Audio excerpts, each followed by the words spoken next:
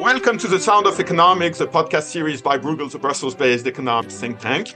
I'm Nicolas Véron. Today we are talking about a number of anniversaries because it's the 60th anniversary of the Élysée Treaty of 22nd of January 1963. But importantly for us, it's also the 20th anniversary, yesterday, of course, of the meeting between Jacques Chirac and Gerhard Schröder in Paris in 2003, which is actually the official birth date of Bruegel, or the embryonic conception of Bruegel. I don't know what metaphor is right, but that's when the project was first announced to the world, item number 30 of the declaration at the time. So we're celebrating 20 years of Bruegel in a way. We'll have more celebrations in 3 years' time, because 2005 is when Bruegel started operations. And it's also the 4th anniversary of the Aachen Treaty. Emmanuel Macron and Angela Merkel signed another treaty in 2019 on the same date with the same symbolism. And of course, yesterday we had the Joint Council of Ministers. So for commenting on all that, I'm very grateful to Cornelia Woll and Jean Pisani-Ferry for joining me today.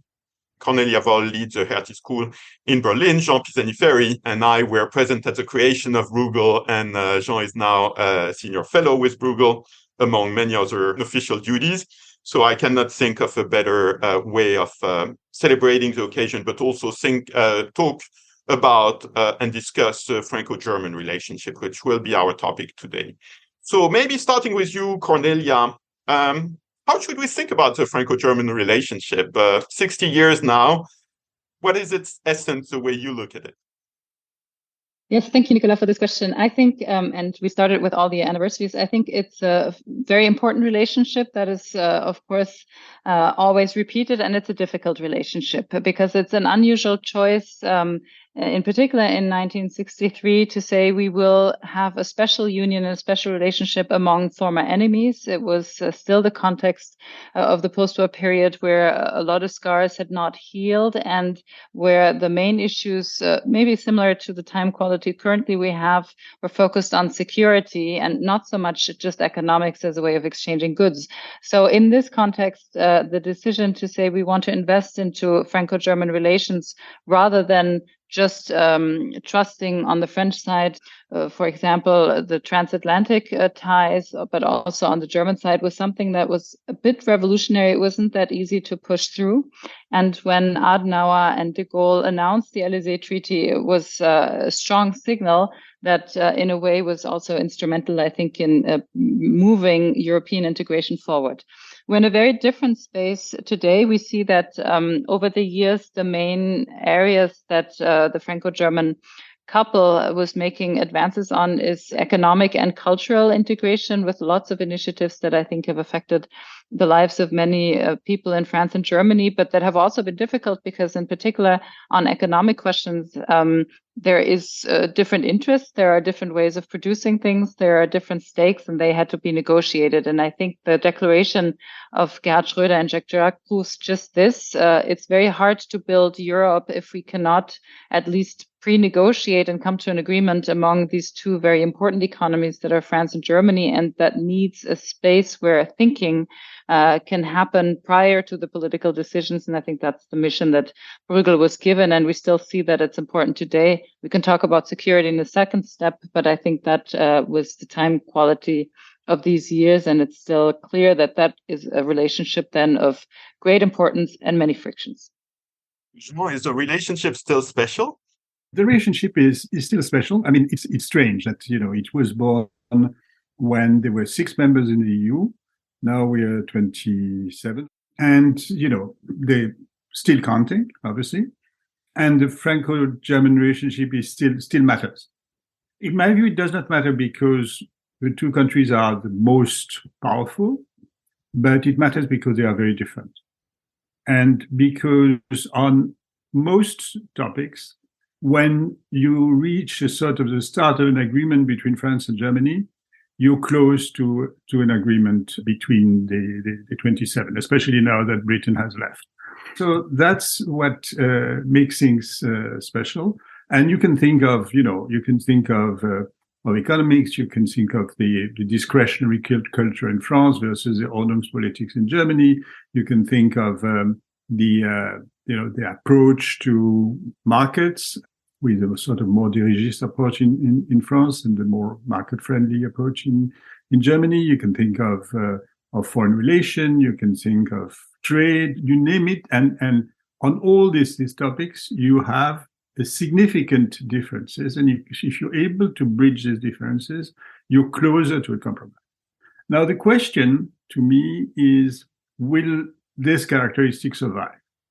And I'm asking the question for two reasons. One is that the more the EU enlarges, and it will enlarge at some point, towards the east, the more the central character of the Franco-German relationship, is in question.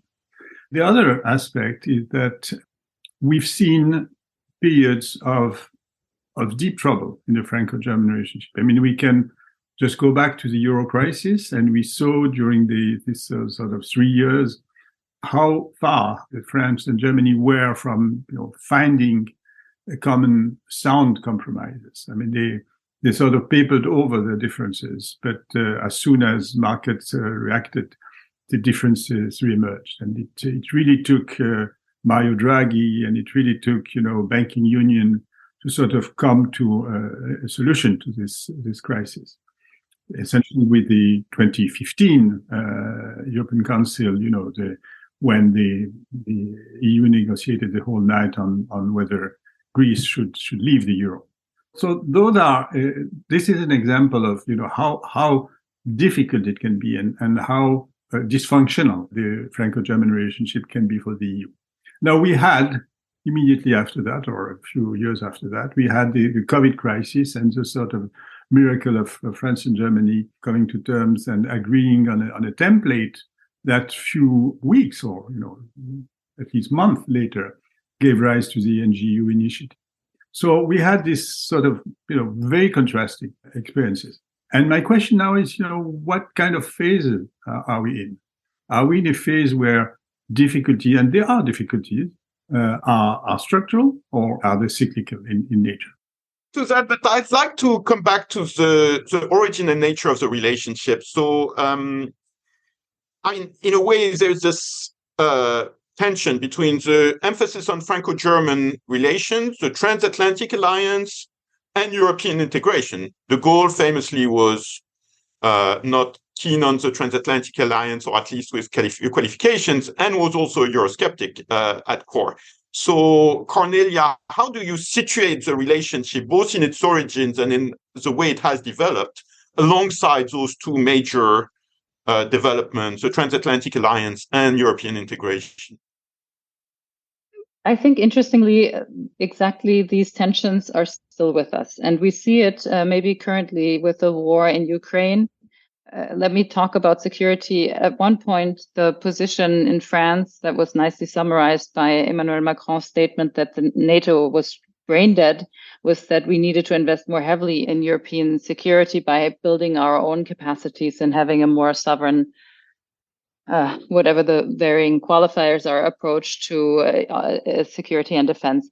And this was something that the Germans just could not agree with, also because Germany, as we've seen now, had outsourced all of these concerns pretty much to NATO and the US, to a point where we have no military capacity left. And it's quite striking to see how much this has been going down since the fall of the wall. So we see now, and in particular in this year, still an agreement, a baseline agreement, that it would be good to be more autonomous, to have a more autonomous strategic autonomy in defense matters, military matters.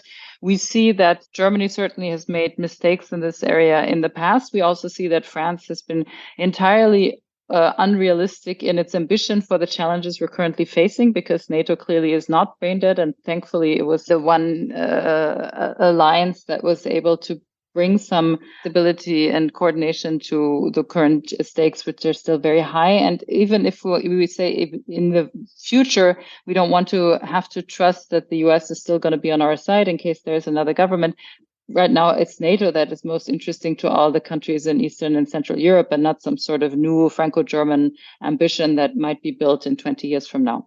So let me say maybe what I see and where I agree with Jean, we have right now moved more towards the east in many ways in our attention, in our European construction as well. And Central and Eastern Europe have different expectations, both by looking at Germany and by looking at France, but in particular by looking at Germany. And this whole Franco-German special relationship is of an annoyance to the countries that feel that they've been let down by both countries who had been too Russia friendly and not seen the concerns that these countries had raised for quite some time. So why is the time difficult? Because we still need to make sure that the Franco-German relationship keeps working for negotiating topics that are difficult. We still have tremendous challenges right now in Central and Eastern Europe, but also on other topics. And we still have the transatlantic alliance doing a lot of things for Europe that also cannot be forgotten. So people navigate with very similar tensions that I think we had to take into account in 1963. Well, Jean, I want to ask you, how fundamental is the shift, right? Because in a way, we have two different pictures. One is, in a way, nothing changes. We have the same issues as 60 years ago: transatlantic, European integration, French-German. We have all these different linkages. Another way to look at it is that there has been this tremendous shift eastwards, which is the enlargement, of course, with particularly Poland, which we haven't mentioned yet, but has become a large member state, even so it has its own issues with European integration these days. Brexit means less to the west. So now France is kind of the far west of the European Union. Well, Spain and Portugal and Ireland are further west, but that has shifted the balance and in a way made France less central, made Germany more central. And going forward, Ukrainian enlargement, which will be one more step on that same path.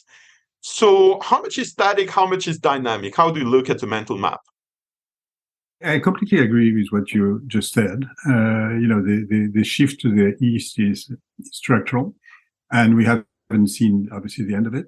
I also think that, the addition of countries in the east that saw their future much more linked to NATO than to the EU. I remember it was about the time when Bruegel was conceived. I remember a seminar in Paris in which Bronisław Gerhard, the Polish historian and member of parliament, said very bluntly, the EU is a milk producers cooperative. Our community of value is NATO. That was shocking for a French audience coming from Gerhard, but there was some truth in it. And we're seeing, he was not a Eurosceptic, but we're seeing, the legacy. No, what I think is fundamental, and this is another part. The EU was in a way the brainchild of the US, of the Marshall Plan. It was, we should never forget that it was born out of not European initiative, but out of the US response to the Soviet threat. And it's completely true. The EU itself was a European initiative, no? And that the Americans sponsored and favored, but didn't completely conceive, or am I wrong in the history?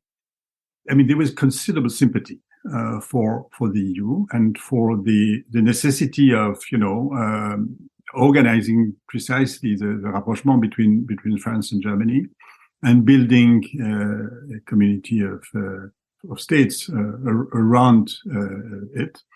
And, the fact that Monet, having played the role he had played during the war and being so, close to the US, the fact that Monet was also the architect of it, I think is telling. I'm saying that because I think what's happening now is that the world order that was a sort of the broader world order that was also the brainchild of the US, and also as a response to the Soviet threat, is crumbling. It's falling apart, and we have to face it. The global institutions are falling apart. the separation of economics and geopolitics is disappearing. The world is going through an accelerated de-Westernization process, and the US-China rivalry is sort of structuring international relations. And with respect to that, I think France and Germany have it sort of send them back, each of them, to their own the way they see themselves, the way they see their roles in the world, and those are different. And so the sort of the reaction to these changes are tearing apart, and I think that's structural. So that's why I think we should be careful about the nature of the responses. It's important to identify what's behind it. It's important to identify, for example, the respective roles of economics and defense, but to not to paper over again, but sort of to go sufficiently deep in the discussion so that we can understand what's going wrong or what threatens to go wrong and how to correct it. Cornelia, Jean gave a very stark picture of a crumbling multilateral order, basically the post-war order disappearing before our eyes with the rise of China.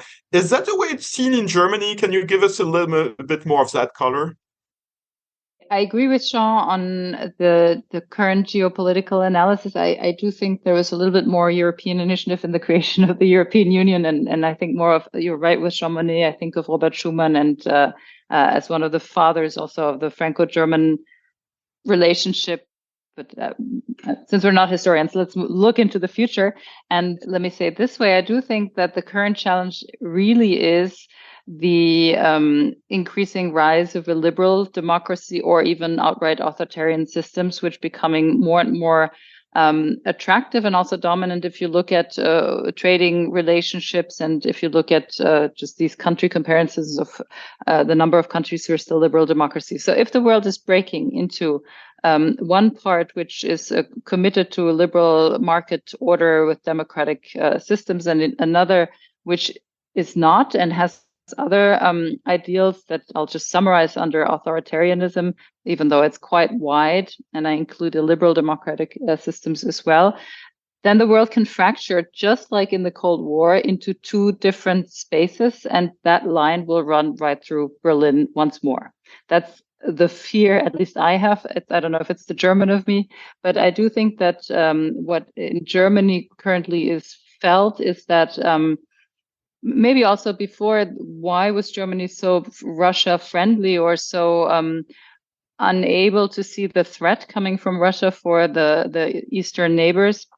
I think it's because Germany wanted to believe that it could heal its own country's divisions by bridging Europe from the east to the west, and by doing so in a way where Russia would be part of that bigger construction that had worked within the European Union and could just include, through this famous maxim, Wandel durch Handel, also the Russian Empire, and I'll call it this. And that was just outright wrong. But I still think Germany is quite cognizant of the responsibility it has in not having the world divided up once more as it was in the Cold War, and not wanting a wall going through the middle of it or going through some part of Poland, which also had a share of being divided in world affairs. So I think the more so than in France, Germany wants to hold the world together and is trying to do something that, at least in Europe, helps to bridge the East and the West. And right now the question is, how do you do that? And we're missing a master plan, that is for sure. There's the entire security challenge currently had broken down the idea that you can do it just through trade. Of course, there's a lot of very important trade relations now that Germany just summarizes under we cannot decouple from China or other countries because of the way in which we've organized the economy, but also what infrastructure does it take to make sure you now hit the three ambitions we all want to have: distribute wealth in the best possible way, that's the economy; ensure your security in a way where we are all connected, and our energy provision, our data networks, our financial networks are a huge source of fragility; and make sure we change the way in which we produce energy so that we don't destroy the planet. And so that means the ecological transition, the security challenge, and the economic challenge are all connected. And that means we really have to rethink everybody's place, but also the German leadership role. And I think that's certainly something the Germans are grappling with currently. And it does affect how they look at the Franco-German relationship, which can always just solve small aspects of these big problems. Cornelia alluded to the need for a master plan.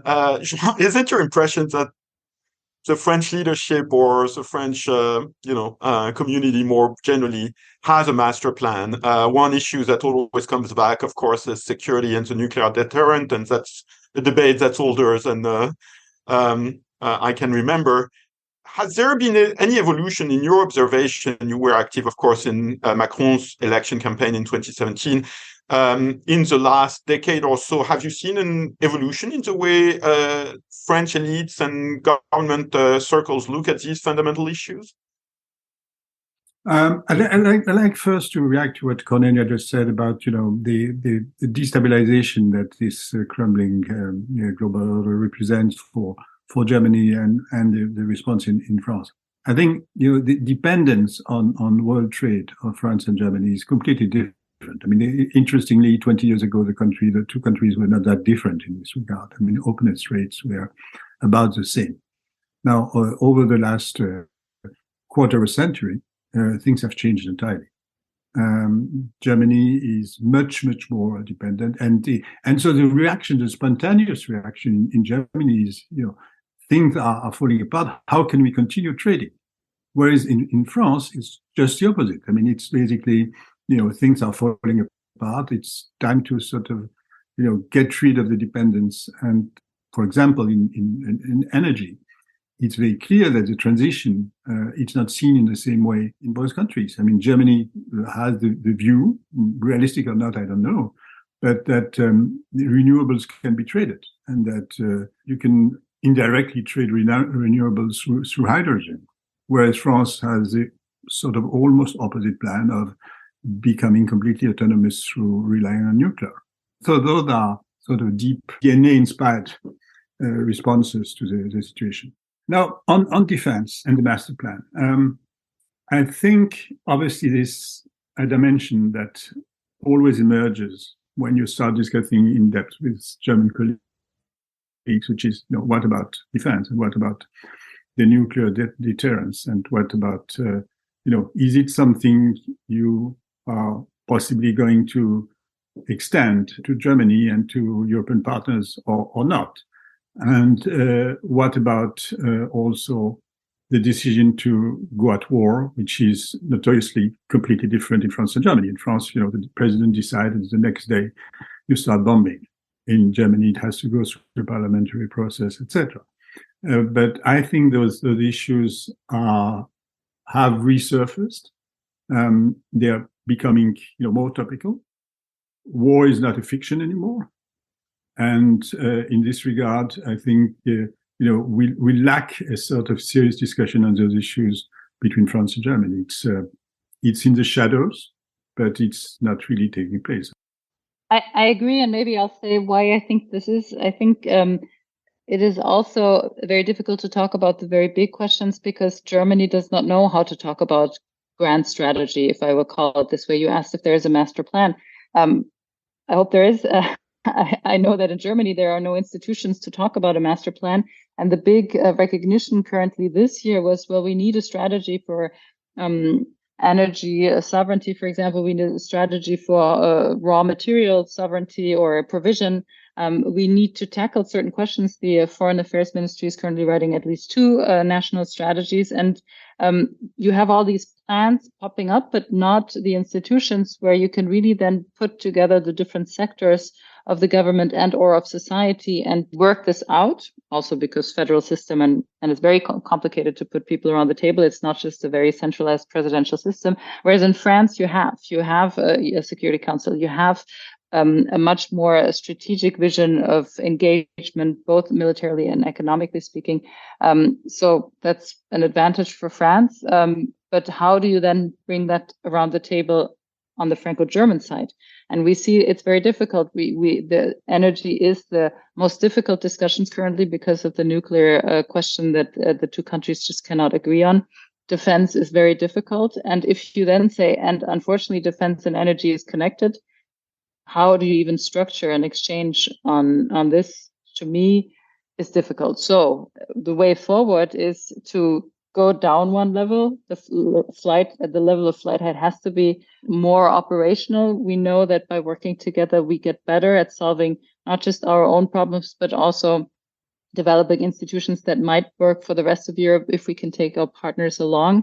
We have to make sure that the Franco-German cooperation doesn't just address the questions of their two countries, but also of the rest of the world, the rest of Europe, first of all. And that is a difficult exercise because on some issues, Jean was insisting a lot, and I agree with him, France and Germany are very different. But on some dimensions, France and Germany are alike, but very much different from the rest of the smaller European countries that don't have as much fiscal capacity to invest and do other things that both France and Germany can do. We'll see this now with respect to competition policy, for example. So it's quite important also that France and Germany, as they work out their differences, thinks of how to take everybody else on board with them if we want solutions for the future of the world to come out of Europe as a continent. Maybe to end on a happier note, I'd like to come back to an episode which Jean has alluded to, which looked a little bit miraculous when it happened 3 years ago, and that was a decision to go for a next generation EU, which was first announced indeed in a French-German format in May 2020. I would be very interested maybe to conclude on that. What are the lessons that the two of you, starting with you, Cornelia, have drawn from that episode? What has it demonstrated in terms of how the system works and what the role of the French-German relationship in that system? Because that was quintessentially a European decision at the end, but with a very strong, at least ostensibly, Franco-German catalyst. Yes, let me be even happier in the note. I'd like to list a couple of miracles because I think there's more than just one miracle, although I think that is quite outstanding. But if we list some of the achievements of Franco-German cooperation, I think EMU is part of it. It was very unlikely, was not at all without tensions and did get achieved. So we had economic and monetary union. We had a euro crisis, yes. We had the terrible discussions you discussed, but the euro did not break apart. I think that's also a small miracle, and I'll just put it up there. We had a financial crisis that was also very difficult, but we ended up with something afterwards, which was at least banking union, even if there's still many things to do. And then we came through the COVID crisis with Next Generation EU, which absolutely nobody saw coming, and which happened in a context, I'll sometimes cite this, where the Franco-German meetings could not take place because of the pandemic. So the miracle happened, even though a lot of the instruments we thought were necessary for these miracles were not in place. My lesson from this is that under great pressure, intensive work, and with the political will to build something together, miracles can happen, and some projects can be achieved. It's not easy. And what we currently see is certainly a lot of the tension that happens around a time that is very difficult. We have a war going on very close to us. By the way, I think it's also a miracle how quickly the EU came together and agreed on sanctions in a period where we would have expected everybody to bicker over their own risk assessment, but we didn't. So in times of crisis, Europe has the energy to put their heads together, and that's what the institutions of the Franco-German cooperation are important for. We get over our difficulties. We know how to argue with one another productively to come to the small spot where some advances can be made. I wish I could be as optimistic. I agree with many things that Cornelia said. I'm still worried by the current state of the Franco-German relationship. And, just to take the example, I mean, in principle, the energy crisis should have led us to sort of, find common ground, to invest in the diversification of supplies. I mean, securities of supply is a European public good. Why is it that it took so long to agree on a compromise? I mean, I think we again, I mean, it's good to build on successes. It's also good to draw lessons from periods in which we went really to the sort of the edge of the precipice before we decided that, the cost was too high. And I think we perhaps at a time when we should reflect on the latter rather than the former. Thanks a lot. We could discuss for much longer, but this is also time we have for this episode. As usual, you can read in open access all the analysis by Bruegel Scholar on the website www.bruegel.org. Cornelia, Jean, thanks a lot for joining this conversation. Thanks to all the listeners for joining the Sound of Economics. Happy birthday to the Élysée Treaty. Thanks, Mr. de Gaulle. Thanks, Mr. Adenauer. To the Franco-German declaration 20 years ago and the creation of Bruegel. Big thanks personal to Mr. Chirac and Mr. Schröder for that, for all their sins. And congratulations to France and Germany for having kept the miracles going, to echo what Cornelia said, despite all the headwinds. Until next time, bye-bye.